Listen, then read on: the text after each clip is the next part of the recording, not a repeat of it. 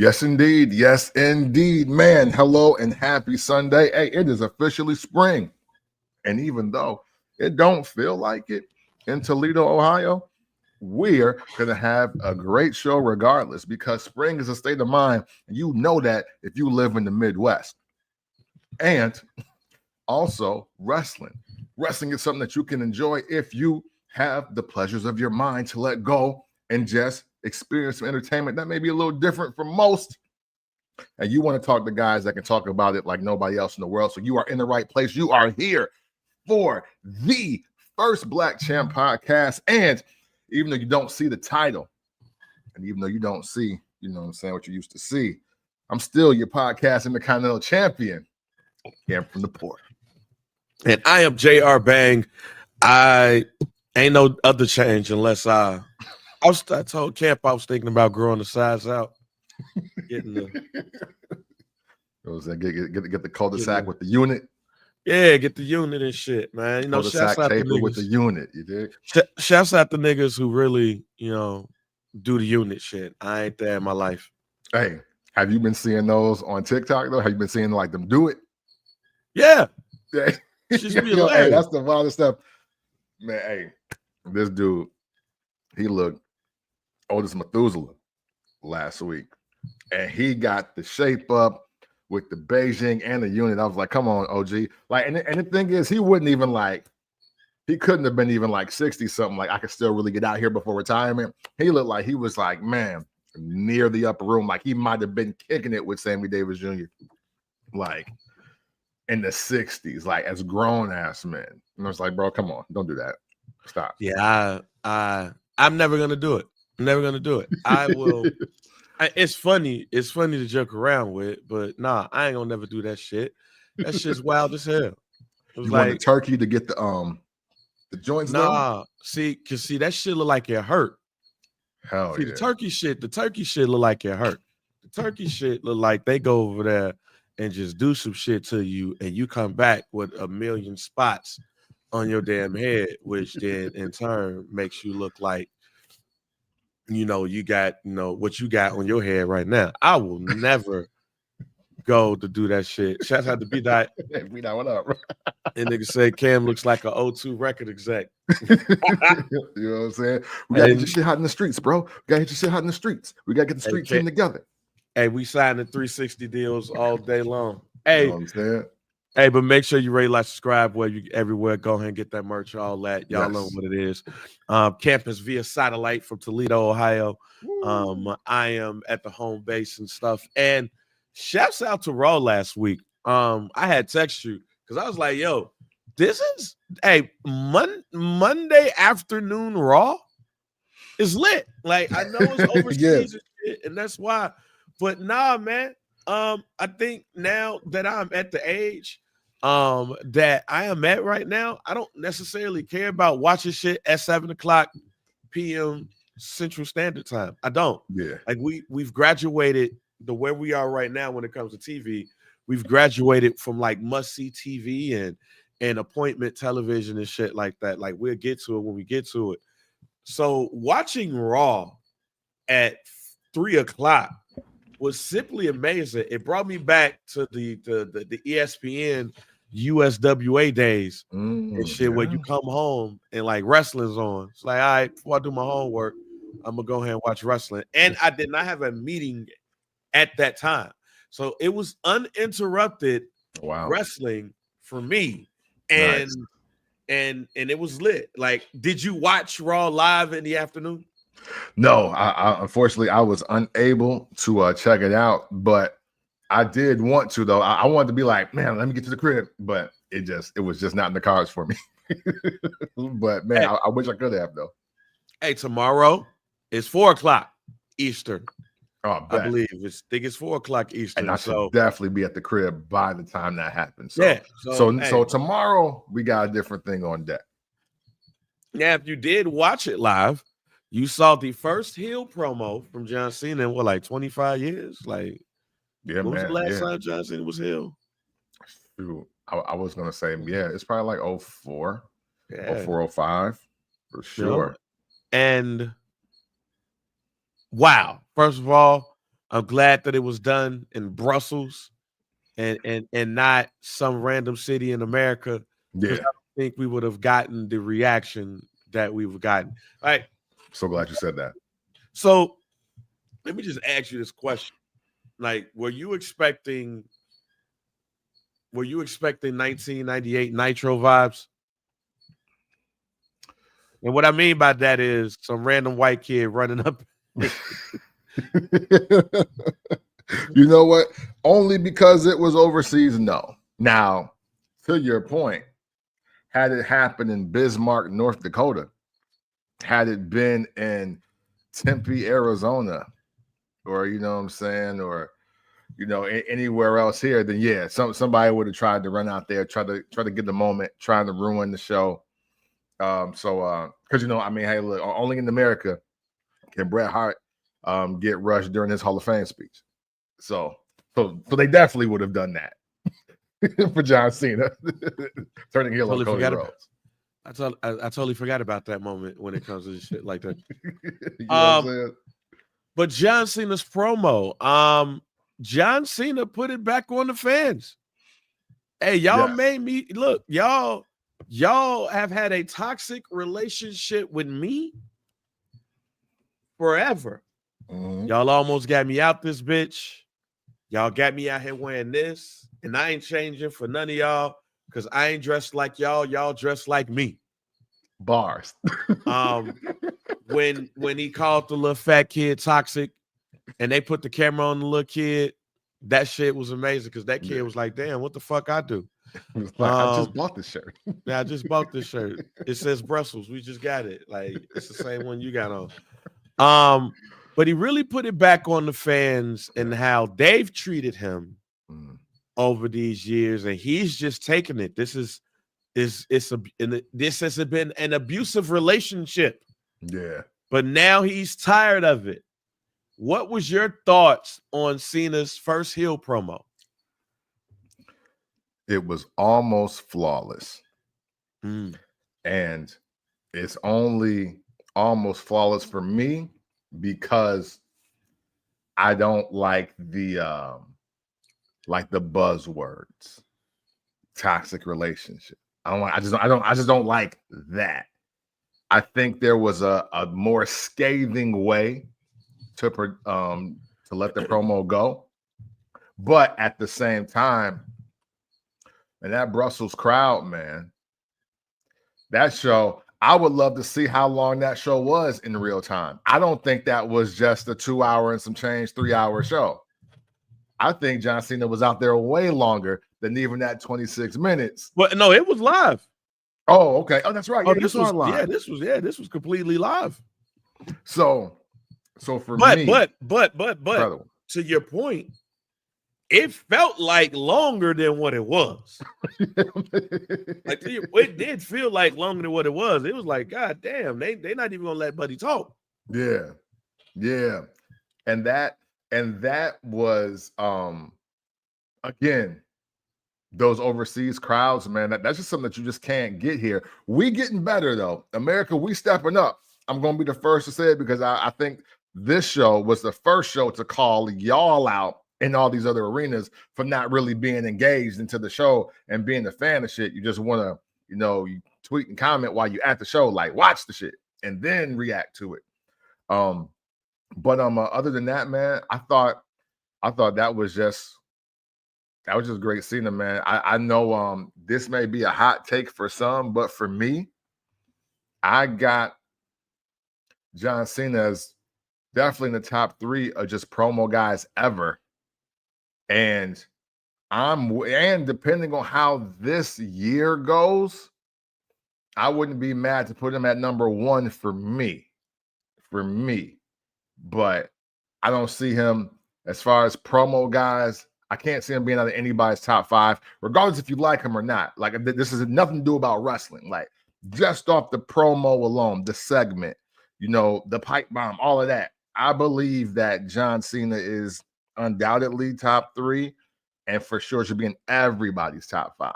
And I think moments like last Monday solidify that. I'm going to say that promo was one of the greatest promos of all time. And like very rarely I'm watching wrestling and I say this is history making. Yeah. Like, good moment, great moment. Like, yo, this is dope. Holy shit. But then there's history making. Mm-hmm. That was a history making promo. Yes. And this is when crowd and wrestler meet. And it is the perfect marriage. I'm not a buzzword guy either. Yeah. But the way he was throwing it out there, I was like, okay, I see where y'all going. Because at first I was like, okay, let's see how this goes. Because I wasn't expecting abusive relationship with fans. But then I was like, oh shit. Oh, he cooking. Yeah. Like, y'all hit me with the John Cena sucks. Y'all almost got me out of here. I started doing this shit and y'all loved it, but at the same time, y'all was laughing at me. Pause. I was like, oh, okay. Because I ain't gonna lie. I was laughing at Thugonomics John Cena more than I was like, this shit cold. Yeah. Like, yo, this nigga trying to be MOP. With the Marky Mark look. Yeah, right? like we were saying it all. Yeah. So, I mean, eventually I got on board with Thugonomics, but in the beginning, I was like, yo, this dude's a clown. Yeah. But then, as he shut up, people was like, oh, he a lame. He a lame. Yeah. The kids love him, though. Like, John Cena really called back to fuck ruthless aggression. Yeah. Because, we get it. We know it. You did the Kurt Angle thing, and it was a hot night, but then it gradually went down from there until you almost got fired. Yeah. But the way I felt that promo is, while y'all kept me here to laugh at, not really support. And that was so fire about it. I'm glad you pointed this out. And see, and that's why I was like, this was damn near flawless. I don't know, and Bang, I always will concede to you, is just you've watched just way more wrestling than I have in just my lifetime twice over.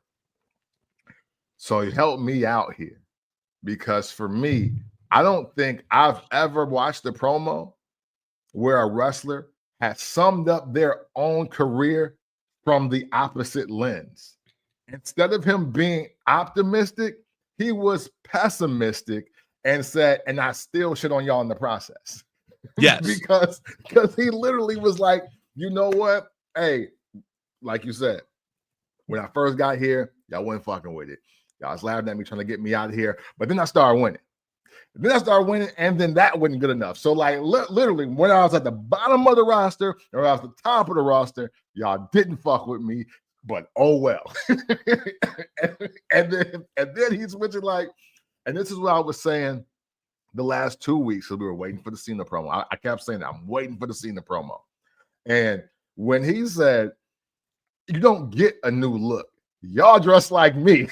I don't dress like you. And he was like, you'll get new music. And I was like, yeah, why should he? Because shit, hey, if you remember ECW One Night Stand, they booed the fuck out dude when he came out there with what he got on. Like, John Cena, in the minds of many, has just been the anti. He hasn't been the anti-hero. He's just been the anti, we don't want you.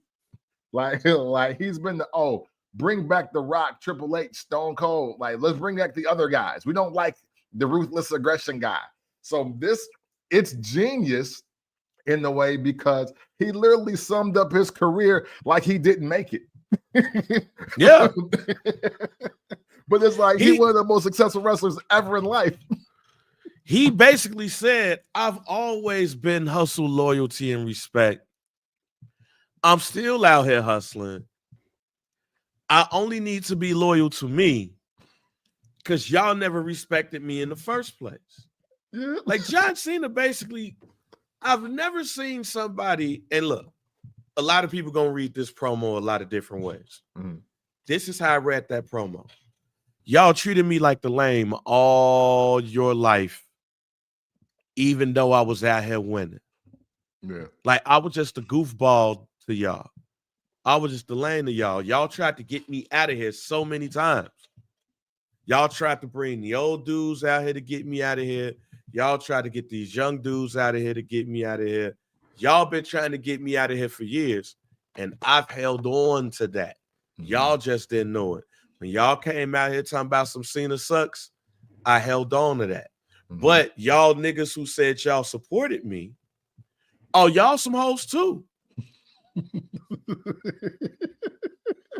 Which was the plot twist? That was a hell of a plot twist. Y'all some hoes too. You know like y'all never really rocked with me in the first place. Y'all only rocked with me because I was winning. If I wasn't winning, you still wouldn't have supported me. You guys would have been y'all cut from the same cloth. It was damn near like the laugh now, cry later guy. Yeah. Like thing. Like John Cena, I've never effectively seen somebody say, fuck you. And fuck you too. To make everybody go, oh, okay. Fuck you. Yeah. But then when he read back to why he feels like that for both, it was a self-reflection of the Brussels crowd. Yeah. Like, yeah, you always been the lame. Why was we cheering the lame? Like John Cena made himself feel like Lucas.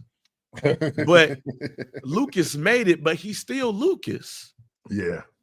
John Cena said, I was the lame to y'all that made it, but I'm still lame. So y'all roll with it or rolled with it, or y'all stated y'all feelings. But either way it go, y'all all saw me as lame as hell. And I, for one, love that because I don't think he's wrong.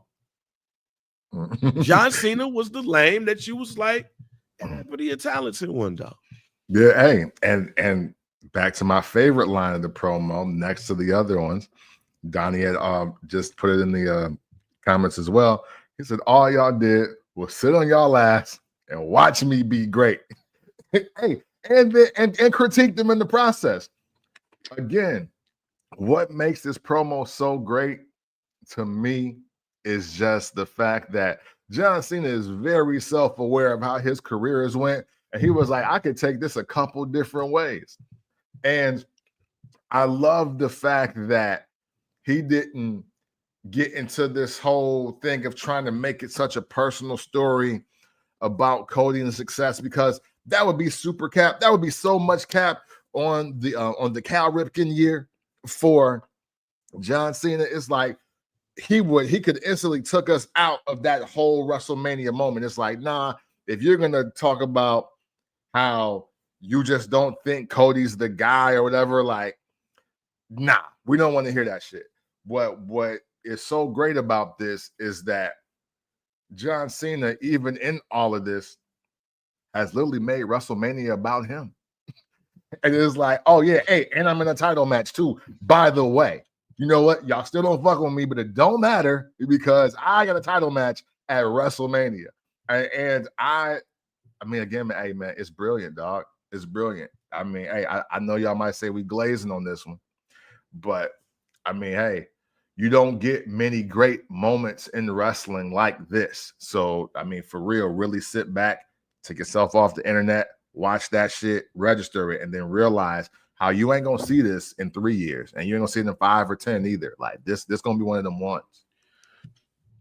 And I'm glad that you said that. But before we get to the match itself, like when we gonna find out where The Rock fits in this? Like when you look at the promo that John Cena gave, John Cena basically was like, I'm damned if I do, I'm damned if I don't. So, and knowing that with the success that he's had, where does The Rock fit in this? And I'm going to throw a question out there. Is when you think about both of their careers, did John Cena and The Rock basically tell the WWE universe, We're the same person. Yeah. Oh, yeah. Hey, I was literally going there. What happened in Brussels reminded me of, I think it was Rock via satellite in Philly, where he started cutting his promo and the crowd was just booing. And they were booing for a number of reasons. They were booing because he wasn't full-time wrestling. They were booing because he wasn't in the building, but yet he was tying up about 10 minutes a time. And he was even trying to put over the faces. Like he was trying to put over Booker T, and he was trying to put over somebody else in that promo. And that crowd just was like, nah, fuck, dude. Like, you did the Mummy Returns and shit ain't been the same since. Like, that's what we know. So I look now, fast forward, The Rock and John Cena literally do have a lot of the same, like, layout as far as like the same, like just crossroad of wrestling, except John Cena just stayed. Like, that's it. You know, hey, die Rocky, die. and he's coming out here to be a face. He's the blue chipper. And I'll never forget that because of Jim Ross. And he's on this path and he joins the Nation Domination. We still don't like him, but we starting to like him because we think he want to be black. But then he gets the title, but he's the corporate champion. So we don't really like him when he's the champ either. Literally, John Cena has done a lot of the same thing, but he's went from Marky Mark battle rapper to, hey, I'm the face of this company. It's like when your dad owns the company and he dies, so he gives it to his oldest son, and the oldest son changed the look of it, but it's still corporate. Like, that's kind of what John Cena's career is. But they kind of run very parallel, Rock and Cena. So for me, just been since I've been watching since at least 97, 98, that's where I think the tie-in will be. However, because we've totally abandoned this, The Rock has John Cena's soul. Like, that's not even a thing.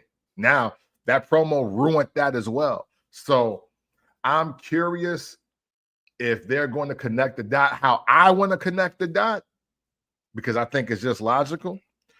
But I mean, shit, I guess we'll see. We'll see. But to me, nothing other than that makes sense. Like, The Rock was like, y'all don't fuck with me either. Like, yo, I was supposed to headline last WrestleMania. Look how y'all did me. Like, you know what I mean? So I think it could be that. I agree. Like, y'all still boo me and y'all cheer me. Y'all say, die Rocky sucks, all of that stuff. When I got here, this is what I did.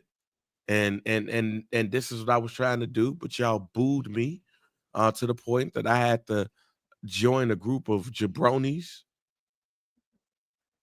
and be the best wrestler there and become Intercontinental Champion. But then y'all tell me I sold my soul to win my first championship. Mm-hmm. And all I do was give y'all great matches, great movies, and y'all always still got to find something that's wrong. Fuck that. I'm me. And the difference between The Rock and John Cena is Rock can say he's doing it for his family and his family legacy and lineage because the bloodline and all of that stuff. It's just me. And it's always been me. Hell, my father came up in here and y'all booed him out the spot. And y'all watched Randy Orton whoop my father's ass. Let's talk about it. So to segue, is it a foregone conclusion that John Cena gonna win that Mania? Because hear me out. The way I read that promo is that we're about to get the revenge tour that we never thought we would get because we didn't think it existed.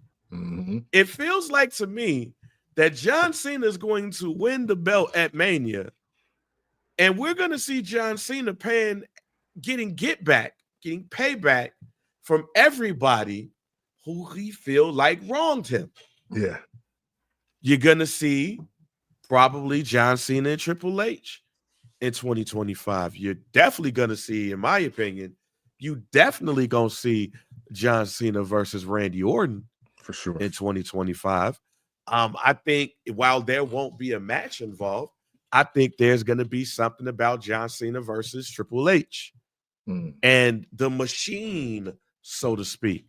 I feel like John Cena's last year in wrestling is going to be a title run filled with revenge, retaliation, and get back on everybody who felt like wronged him, because that's how the promo sounded. And when he loses the belt, this is not a guarantee to y'all. When he loses the belt, he's going to lose it to Cody, who's then going to realize what John Cena said and be like, oh, I feel John Cena now. It's just going to be a monthly long segue into Homelander Cody. So, wow, we're on the same page a lot on this episode, just off the rip. So, I will say this. My pick is John Cena. I want to say like around Royal Rumble time, especially after Jey Uso won. I was like, man, the only other bigger story than Jey Uso going to WrestleMania is John Cena being in his last WrestleMania and needing a title shot, wanting the title shot, whatever it is. So then we get to the Elimination Chamber, and that happens. I'm like, wow, maybe what the E needs in 2025 is just John Cena on top, running roughshod over the entire industry on some other shit, because right now the only male champion that exists, or a legend or whatever that can exist, that can make a story that doesn't have to be so personal but gives a personal feel, is John Cena. Like we've watched Cody's title run, everything is just so personal. It's always deeper than rap with Cody. It's like, yo, like when do we just get the people that just want the belt? And I think with the layers of stories being told with Cena, right? You got the retirement, which is the last year. Then you got now I've been unappreciated and disrespected this whole time. And then you got the aspect of, hey, where was wrestling without me? It's like, Roman Reigns is on top now. Like, things are good now, but like, what about last decade? You know, that was me, right? Like, and there's all of those elements that exist in the story. Cody losing the belt at this point would not surprise me at all, because I don't think the post WrestleMania match promo for Cody on the Raw will hit it all if he beats Cena at Mania. I just don't think it's gonna hit. So now I'm kind of like, you gotta tell me what it's like when you lose and you gotta regroup and the OG took your spot. Like, how does that feel? Let me know about that. Versus I beat him. Because I'll even go further. When Cody Rhodes said that he doesn't want this Cena, because he doesn't want this whiny bitch version of Cena. You know how when people say, man, it's like a light switch. To me, that was the light switch. To me, Cody calling this version of John Cena a whiny bitch, that was the light switch. Now we get to see Cena in his full glory. Yeah. Because now I'm a whiny bitch, huh? Right. I bet. You're going to see what this means. Yeah. I expect some type of contact on Monday between the two of them. I expect a gradual change in Cena. He could keep on that hat. He could keep on that shirt, all that. But I'm talking about just his character. I think you're going to see a gradual turn of Cena being ruthless aggression. Yeah. Like, you're gonna slowly but surely see Cena get more and more aggressive, more and more ruthless, to where everybody around him is going to be looking at him and basically like, yo, what's wrong with him? It's this version of Cena is Tales from the Dark Side. It is an episode of Tales from the Dark Side. The guy's been cheered all his life, but then all of a sudden he takes his career in his own hands and the crowd is like, boo. So the more they boo him, the more it energizes him to be what he feels like he really is, which is a ruthless, aggressive version of what we will see. And when he wins the title at Mania, you're going to continue to see the progression of a heel character in John Cena who's not clueless to what he is to you. The John Cena of now is wearing this is because he's wearing these clothes. He's not changing his clothes because he wants to remind you of how you see him. It's fire. It's fire. So he's going to keep on wearing this shit. He's going to keep that music. He's going to keep wearing these jorts. He's going to keep wearing the hustle, loyalty, and respect shirts. And I'm going to continue rocking this because I want to see what you created. You created a monster, and now this monster is out, and there's no stopping it. I don't know where the quote originated from. DJ Paul's name is in my mind, but I know he's not the first one to say it. But John Cena's story right now is success didn't change me. It changed you. And I love it. That's awesome. Yeah, so we will see how this goes. But hold on, it would not be right if I didn't. We told y'all,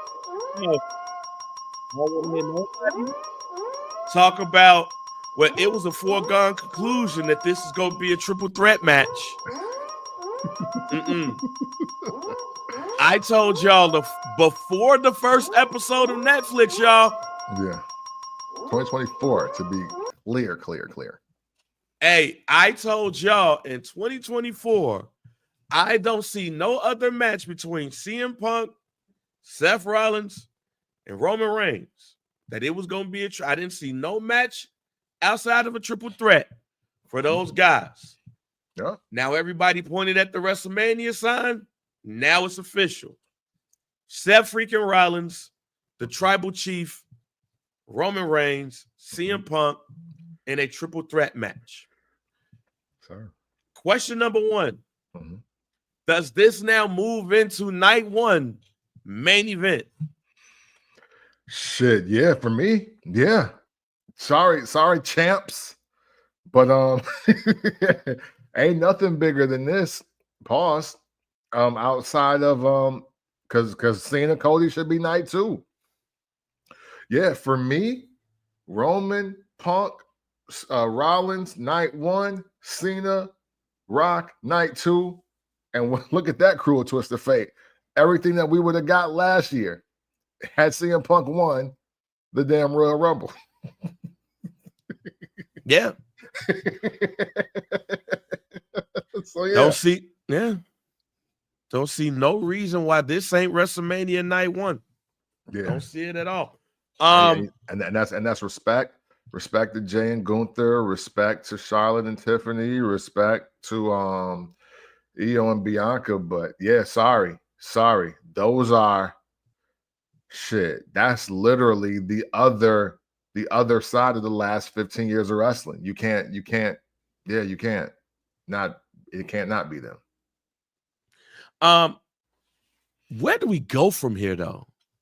Is this Paul Heyman's payback time? Like, We even heard CM Punk say, "Yo, remember you owe me that favor." Mm-hmm.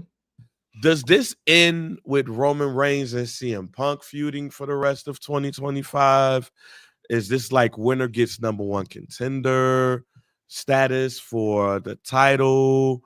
Like, could this signal Roman Reigns versus Jey Uso if Jey Uso is the new champion after this? Like, where does this go?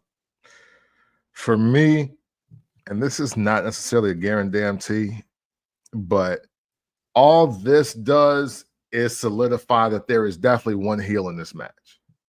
Somebody, because like, if you're looking at it in a vacuum of just what the universe thinks, Roman Reigns by himself, Roman Reigns with just Paul Heyman, and he's supposed to still be a face right now. I don't believe that. CM Punk is supposed to be a face. Seth Rollins is supposed to be a face. We're all invested in this because they just literally hate each other and they're going to have a match. I don't think you should ever trust a man wearing a suit with a V-neck. I just don't think you should do it. I don't care if the shirt matches. Paul Heyman wearing the V-neck and the blazer as part of a suit just feels weird to me. He turned on somebody. Anybody wearing a V-neck with a suit is probably going to turn on you. So for me, what I see happening is, I said last week, Roman going face. I think I got Punk and Heyman rolling out the rest of 25 together. That's what I got. And Seth Rollins is just Seth Rollins. Seth Rollins, you can use Seth Rollins in any scenario, and it's just gonna make sense for him. Okay, so I agree with you with the Paul Heyman, Roman Reigns, CM Punk thing. Mm-hmm. But what if there's a swerve at the end of this? And the swerve is Paul Heyman leaving with Seth Rollins. That will be moment of the year for me, Bang. And I do not want to sell that short at all. And the reason why I say that is I feel like Paul Heyman is going to be like, I've been your wise man. Mm-hmm. And I forgot what he called himself with CM Punk. What was it? You know what? It wasn't, obviously it wasn't the advocate. It was, no, you know what? He was just the Heyman guy. He was the Heyman guy. He was the original guy that started the Heyman guy. Yeah. I could see Paul Heyman going, I've been your tribal chief, and look what I've done for you. The longest title reign in the last whatever years. Mm-hmm. And who title reign did you beat in the process? The other guy. Mm-hmm. CM Punk. Yep. I've been so much to both of y'all, but what have y'all done for me? What have y'all done for me? Like I get jumped by your cousins, and I gotta beg you to help me help them. Nah, fuck that. Fuck y'all. Seth freaking Rollins and Paul Heyman. That's what's next up. I can see that. Yeah, hey. I would love to see that. Low key. No, high key.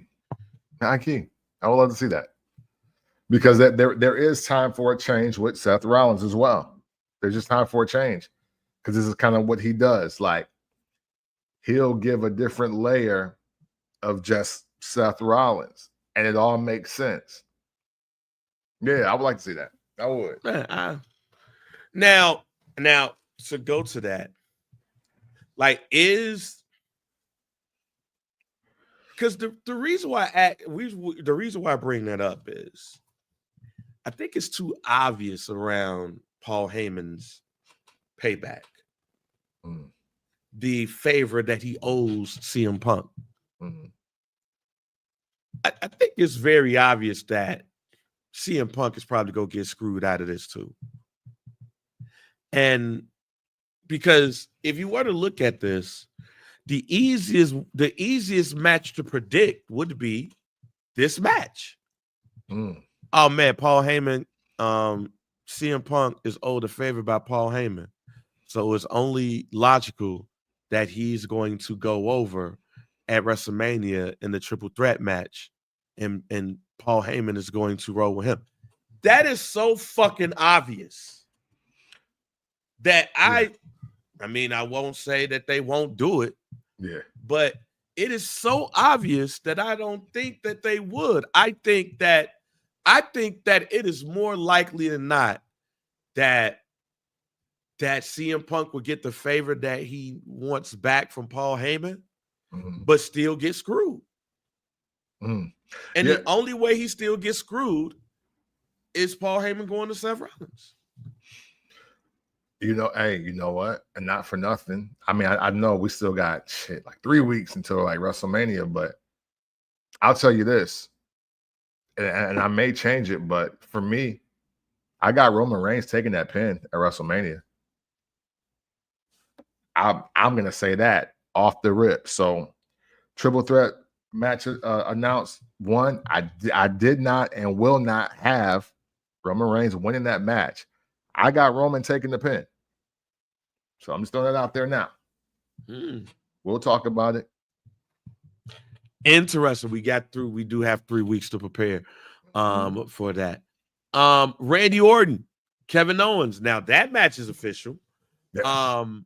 Now as we build out the grudge matches for WrestleMania, now we're in a spot where now we're going into these grudge matches and stuff, and these are the non-title matchups. In fact, that was me on SmackDown. Those were the first two non-title matchups that was announced: Randy Orton, Kevin Owens, and Roman Reigns, CM Punk, Seth Rollins.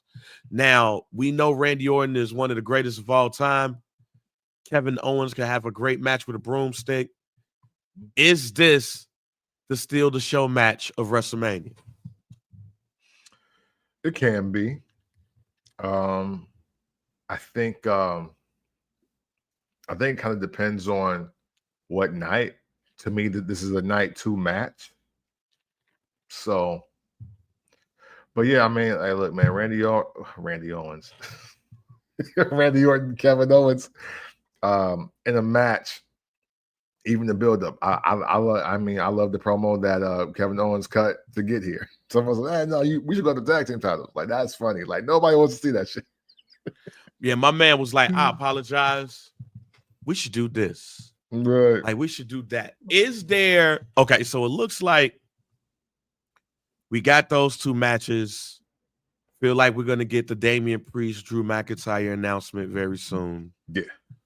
I feel like it's going to be something around Finn Balor and Dominic Mysterio. Yeah. Feel like we're going to get something around that for WrestleMania. The LA Knight Braun Strowman thing, that's happening next week. But we got Penta versus Braun Breaker, which I'll get into a little bit later.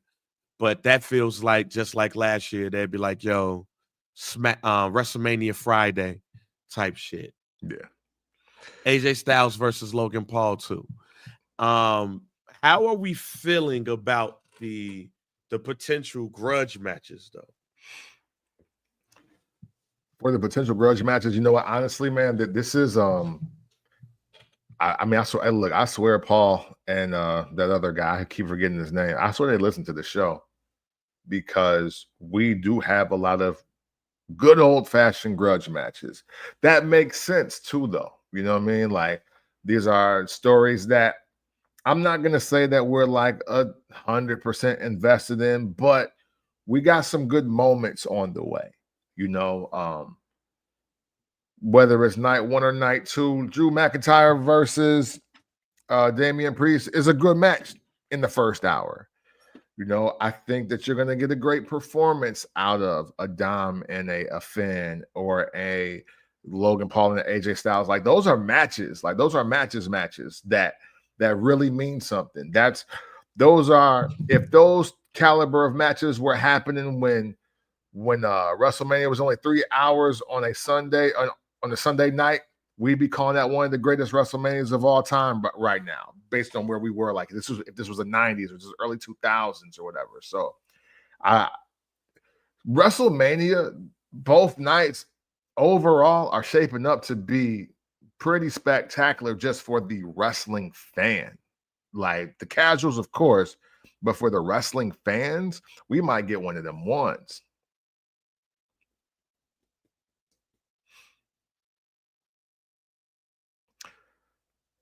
I don't know. So, okay. So, I don't want this to sound bad because anything can happen. I ain't too excited about these grudge matches though. Outside of the two that's been named, just not. Just it's.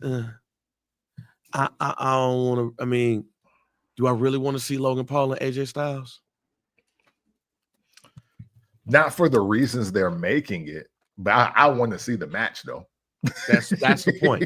Okay. For the reasons they're making it. Yeah, you know what this feels like to me? Yeah. What was that? WrestleMania 7? Where you had all of those random ass matches. You had Jinru and the other Asian dude versus Demolition. Like, why do we have that match? Oh yeah. Like, okay, why do we have that match? Like this has me like WCW type shit when you got like Johnny B. Bad versus PN News for what? I don't even know what happened. How did we get to this point? Like, they didn't even bump into each other in the hallway. Like we didn't even bump each other in the hallway. Like it was just yeah. We want them to wrestle. Like that's the shit. I need to get some reasons why these matches are happening. Because speaking of, because I had to look it up, and I was hoping I was right. But like the Texas Tornado versus Dino Bravo was at WrestleMania 7. Right. It's like, yo, okay, I get it. Like they both deserve to be there. But why them together though? No, I got you. I got you. Like that's gotta be there has to be some reasoning behind why it can't be because Logan Paul was like, fuck Andrew Schultz and then like beat him up. Yeah, that's your man. It's like you live in Georgia, bro. Come on. Yeah. You don't listen to dude. You listen to Tony Hinnick or whatever his name is. Mm-hmm. Like you don't listen on that. You don't even listen to Brilliant Idiots. You don't even know what Brilliant Idiots is. AJ Styles. So why you just I want to fight. Like that's my thing right there. The Drew McIntyre Damian Priest thing has some legs to it. Yeah. But Damian Priest gonna have to get his lick back. True. Like he gonna have to get his lick back. And that's why it's concerning to me that there's more of a possibility that the mid-card titles will not be defended. Now that did kind of make peace with outside of Braun Breaker. Hey, and you know what? And this is gonna sound bad, but this is just where I'm at with it personally. I think the only mid-card champion that deserves to be at WrestleMania right now is Braun Breaker. Sorry, we can get the rest of y'all summed up on SmackDown. I mean, if Jacob Fatu is not wrestling, if Jacob Fatu is wrestling LA Knight, you can put that on any night of WrestleMania. I'm happy. Yeah. If they try to give, if Jacob Fatu is involved in a United States Championship match, I give it. Because it feels like to me, it's going to be a 4-way match. LA Knight versus Braun Strowman, Jacob Fatu, and Solo Sikoa for the United States Championship. Yeah. As long as Jacob Fatu is on WrestleMania, I'm happy. No, for sure. And that's another person I believe that has like how can we do WrestleMania without Jacob Fatu in 2025? I don't like, you know what I mean? Like, there's some names out there, especially with WrestleMania being 2 nights. It's like, okay, we're not gonna waste people time. Like, Jacob Fatu needs to be there. I don't care if nobody else is there. Like, Jacob Fatu needs to be on a WrestleMania card in 2025. Like, you on bull. Like, that's the stuff that makes people think like, okay, y'all can't run the company if Jacob Fatu is not at WrestleMania. Right. And being that he has, it's funny watching WrestleMania 22 and see Bobby Lashley give Shelton Benjamin the Dominator. Like it's funny seeing that now. Yeah, that's my whole thought. There's some people that need to be on the card. What does the story look like? Please don't just put these matches together. Like, don't give us Shawn Michaels for Tatanka and not give us no build up. Don't give us Tito Santana versus Dino Bravo, and it just pops up. Like, when you watch, for all of the young cats that listen to this show, go look at the first 10 WrestleManias and watch how they randomly just put some shit together. Yeah. Like, if I find on YouTube a WrestleMania Center or Royal Rumble Center or anything like that, you're gonna see matches that just named the Rockers versus the Powers of Pain, and they never cross paths. Yeah. I hate wrestling. It was notorious for that. Yeah, like when in doubt, book the Killer Bees.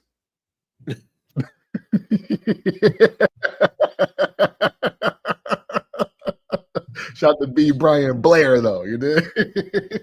I might have to clip that one along just because. Hey, when in doubt, book the Killer Bees. You're right, because what was that? I think it was Survivor Series 89, where I think somebody left the company, so they put B. Brian Blair on one match and Jumping Jim Brazil in another match just to fill him in. So yeah, you're right. When in doubt, great hands. Hey, great hands in the ring, man. Jumping Jim Brazil, B. Brian Blair, man. Killer Bees. Yeah. Now, there wasn't a lot of wrestling that went on today. So we're damn near at the end of the show. But before we get to Gear and Damn Tees, we are back with Do We Care? Now, in these selections, Do We Care? I look back at some of the other bigger moments that happened on Raw, SmackDown this week, and what might be coming up. I just want to know, do we care? Naomi got her lick back against Jade Cargill. Hey, she whooped her ass. Do we care about this beatdown, though? We're supposed to, and I want to give a lot of grace here, because I do think Naomi is doing this way better than I expected. But unfortunately, as a crowd, outside of the look, we have not invested in Jade Cargill that much yet for us to really, really care.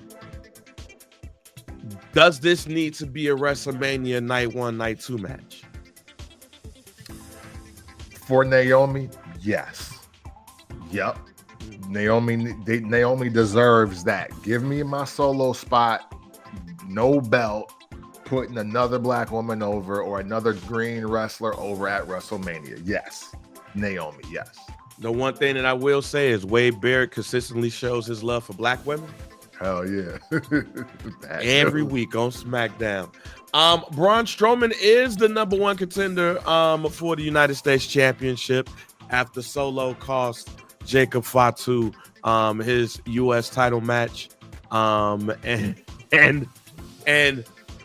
being pissed off about it. Being pissed off about it. Do we care about Braun Strowman being the number 1 contender for LA Knights United States Championship. Hell no. We care way more about what Banks just said. The Braun Strowman being the number one contender for the title. And the Tribe is my favorite group, so I'll take it.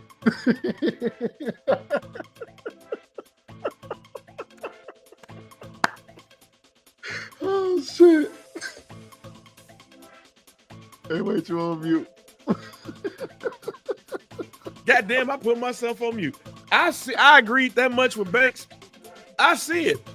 Yeah, I did not notice it until just now. But yes, you look like Ali from goddamn A Tribe Called Quest at this moment in time right now. Either that or Lucy Pearl. Either way it go, your ass is Ali for the rest of the day today. Now, Braun Breaker versus Penta. Braun Breaker. Look, let me stop the music real quick. Because I saw a couple of people on Twitter. Said that pants and boots and wife beaters are only for street fights. No, damn it. Therefore, those matches too. Right? If there's a no disqualification, no count out, falls count anywhere match, you can wear clothes. Right? Let me just say that you can wear clothes, goddammit. And what's my man name? Marcel. What's his name? Ludwig. That was his old name. Ludwig Kaiser should not have had on them damn drawers in that match. No. Put some pants on, fam. Yeah. Penta is already no, he should not have been dressed like he was about to wrestle that night.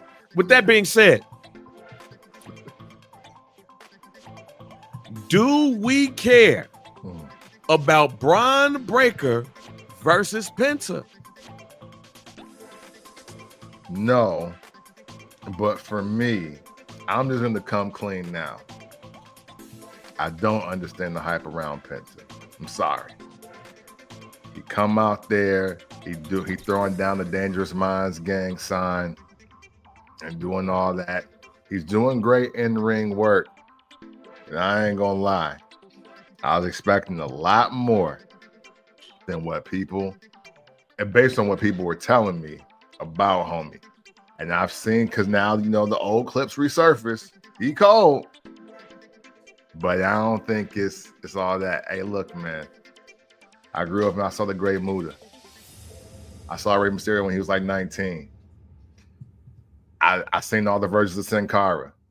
Like, I saw Psychosis. I saw La Parka. Help me out. What did I need here? What did I need here? I seen Air Hoovy, Juventud Guerrera. I seen it. As somebody who's a Penta fan, I will say this: he throws down the joint like too many times. Like he throws the joint like he's trying to get points on 2K25. Like it's like you hit the celebrations a little bit too much. With that being said, I'm not sure about Penta in the WWE. Okay. Like I can live with that. Because I don't know if we're going to see Penta and Jacob Fatu are in the same situation for me. They both was in the Indies.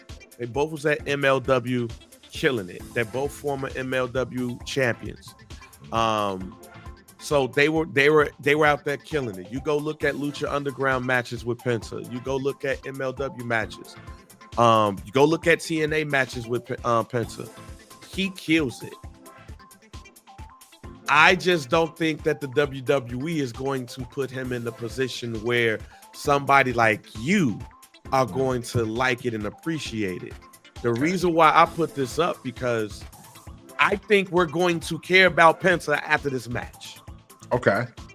And it needs to be at WrestleMania. It can't be at SmackDown WrestleMania Friday. It can't be this coming Friday. You got to put him in a spot and put him against somebody that's going to give him a great match. He has not been in a position in a high-profile enough match for me in order to be like to disagree with what you just said. Yeah.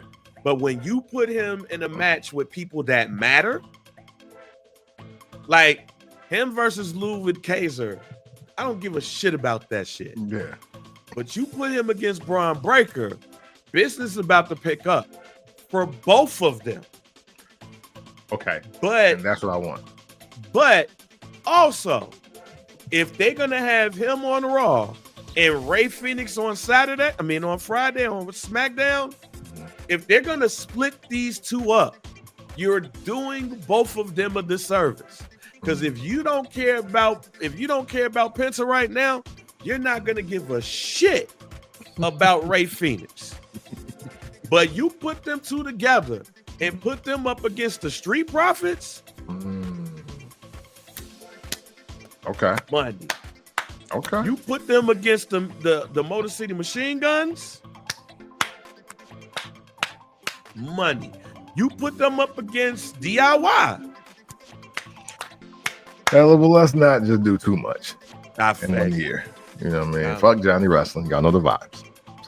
What I'm saying is, I think he's better suited in this tag team thing and being one of the greatest tag teams of all time than him being solo. And then also, it runs that thing about what just Orlando just said. He wins the IC title and joins Judgment Day. Hey, Orlando, from you being in the Spanish contingent, I think you should also be tired of them putting all the Hispanics together and making them into a group. Hey. I don't want Penta to be a part of Judgment Day. Penta is his own Judgment Day if you put him back with Ray Phoenix. Fuck that. We don't need everybody in one group. I feel you, but hey, at the same time, Judgment Day is more LWO than the LWO. So they just get rid of the one. Reason why. So they just get rid of LWO. But see, that's the other reason why. Run everything. That's the other reason why. Like I don't need the Latin Kings and the 2-6s to merge. Just don't. You know, shout out to my man Rudy Jimenez. He was a maniac. Salute to him. Yeah, like I don't need them to merge. And really, I don't need the LWO. Like what has the LWO done outside of speak Spanish and keep their mask on that make you go, this is a great group?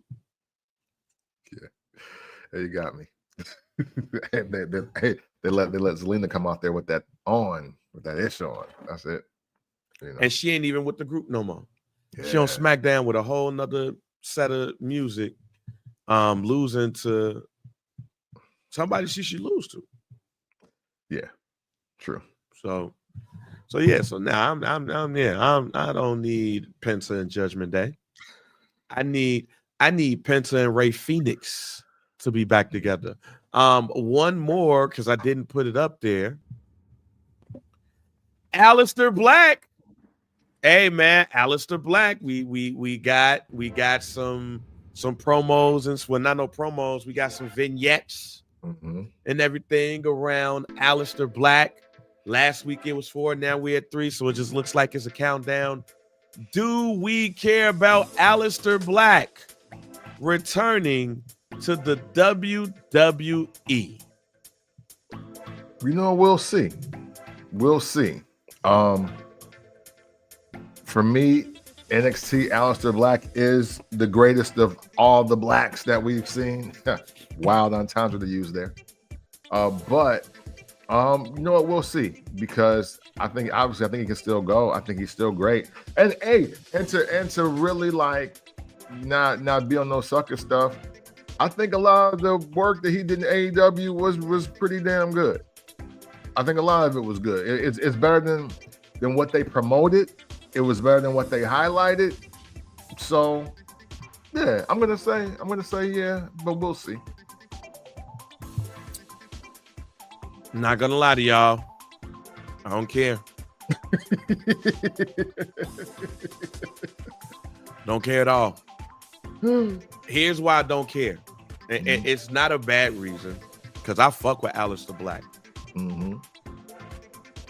I think it's too many people in these spots to care. Good point. Like, I don't want this to be a AEW type situation to where every time we see somebody sign with the WWE, we automatically assume that they're about to be put into a prime spot. Yeah. But we're going to see if Aleister Black is going to SmackDown, which it looks like, especially with his wife being on SmackDown. Am I excited about Aleister Black versus LA Knight? No. I know Aleister Black is not going to be in a world title conversation. So are we going to have a whole bunch of Jake the Snakes around here? And what I mean by that is a whole bunch of quality people who deserve a title or a title shot, but never get it. And they're just so over that they don't need it. Well, we won't get that because a lot of them won't get over. So the one thing, and you know, I like the Jake the Snake Roberts analogy always, but I do think that we gotta calibrate it a little bit. We gotta recalibrate it just a tad, because some of y'all think because you're over in your hometown that means you want some Jake Roberts stuff. That's not it. You gotta be like, again, Jey Uso for this era without the belt, without the Mania win, is Jake the Snake Roberts throughout the entire 80s. I mean, late 80s, early 90s. I'm sorry. That's what we're meaning. Like, when that crowd is on your body and you won't even have a title match booked every week, though, everybody ain't doing that. But I do expect Aleister Black to come back and kick the shit out of LA Knight. Right? That's what I expect him to do. And then he's going to get a United States title shot and probably win it. That's what's going to happen. And then we're going to go from there. All right. That's it with Do We Care? So now let's head on over to these guarantees. Camp, what you got for this week? Oh, man. You know what? I'm going to be positive here. I was very happy for the Street Profits. Very happy for them. And for what happened. My guarantee hope, actually, this week is that the Street Profits remain the tag team champions for the rest of 2025. I think it's legit. I think it's a lot of story you can tell with it. I think them being one of the most decorated yet underappreciated tag teams of this particular era, and I think it's time for them to get their get back just on everything and everybody. I know we were all anticipating the Montez Ford solo singles run, but to be real, I don't know if I want to see that anymore. At least not where the game is right now.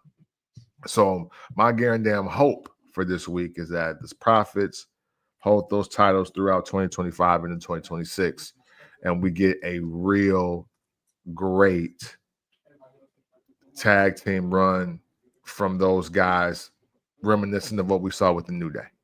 Okay. I was thinking this over, and I'm going to keep it easy and keep it simple. The WWE is going to be extremely disappointed at the reaction for Tiffany Stratton and Charlotte Flair. I kind of figured you were going there. That's why I didn't use that one. Beautiful. Go ahead. I don't know what they were trying to do on Friday with those two, with the Via Satellite promo beefs. Mm-hmm. I don't know if Charlotte Flair went off track or went off script. But that shit made Tiffany Stratton look real bad and real unprepared for this moment. And I just got a feeling that it's going to be hard for Tiffany Stratton to rebound from this. Like, she might have to get that year-long Triple H rebound. But But yeah, that promo and everything looked real bad to the point where I didn't put it in Do We Care? Because I think now nobody cares about that match. Mm. Because they hate Charlotte Flair. They hate she's in this position. Mm-hmm. But they don't trust that Tiffany Stratton is ready for it.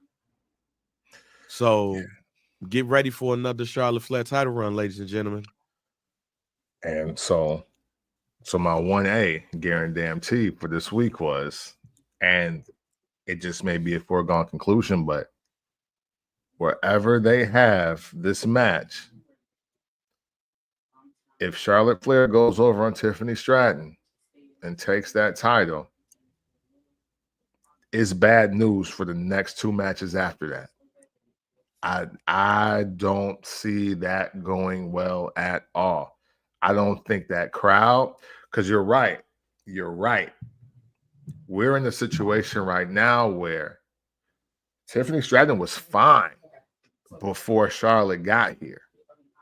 And nothing has worked the way it's supposed to work for Charlotte Flair on this injury recovery comeback. And her winning that title over Tiffany, who the crowd definitely wants to just be behind. This could get ugly real quick. They might be ruining the whole second and third hour or hour and a half of WrestleMania Night 1. I'd be mindful.